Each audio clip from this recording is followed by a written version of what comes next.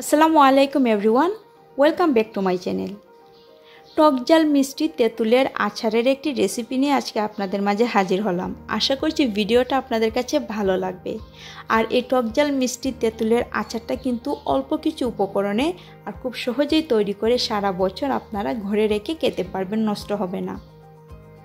চলুন দেখি নিই কীভাবে আচারটা তৈরি করব।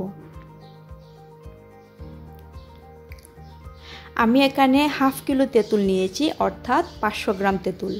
আর এখানে আস্ত যে তেঁতুলগুলো বাজারে পাওয়া যায় কুসা সহ, সেই তেঁতুলটা আমি ব্যবহার করছি।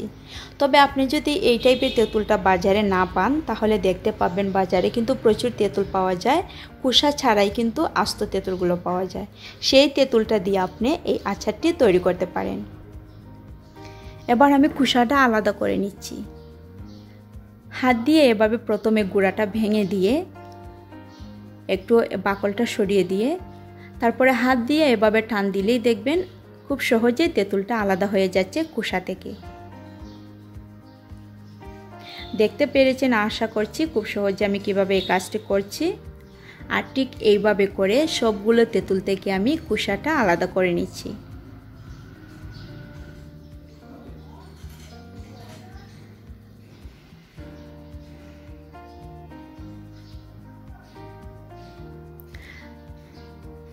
এক চা চামচের মতন এখানে তেল দিয়েছি। আর তেলটা গরম যখন হয়ে গেছে তখন আমি 5-6টি আস্ত মরিচ ব্যবহার করেছি।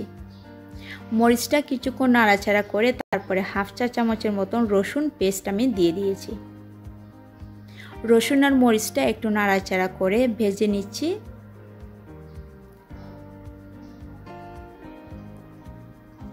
এবার 100 গ্রামের মতন মরিচা গুঁড়ো দিয়ে দিচ্ছি।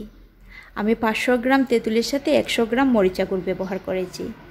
অল্প একটু পানি দিয়ে দিচ্ছি গুড়টা গলিয়ে নেওয়ার জন্য। আর এভাবে নাড়াচাড়া করে গুড়টা যখন গলিয়ে নেওয়া হয়ে যাবে তারপরে আমি তেঁতুলটা দেব।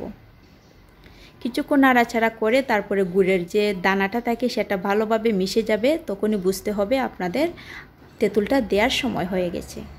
এবার তেঁতুলগুলো দিয়ে দিচ্ছি। সবগুলো তেঁতুল আমি এভাবে দিয়ে দিয়েছি। এখন নাড়াচাড়া করে ভালোভাবে গুড়ের শিরাটা তেঁতুলের গায়ে মিশিয়ে নিচ্ছি। একটু সাবধানতার সাথে আপনারা নাড়াচাড়া করবেন যাতে তেঁতুলটা ভেঙে না যায়। কিছুক্ষণ নাড়াচাড়া করার পরে তেঁতুলটা অনেকটা ঘন হয়ে গেছে আর আচারটা মোটামুটি রান্না হয়ে গেছে। এবার আমি অল্প কিছু বিট লবণ ব্যবহার করছি। আর সামান্য দিয়ে দিচ্ছি শুকনো লাল মরিচের গুঁড়া। তবে জালের পরিমাণটা আপনার উপরে ডিপেন্ড করে, সেটা বুঝে আপনি দিয়ে দিবেন। আবারও কিছুক্ষণ নাড়াচাড়া করে ভালোভাবে মিশিয়ে নিচ্ছি। আমার আচারটা তৈরি।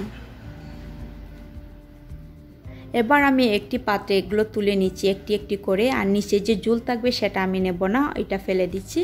আর তেঁতুলটা আমি তুলে নিচ্ছি।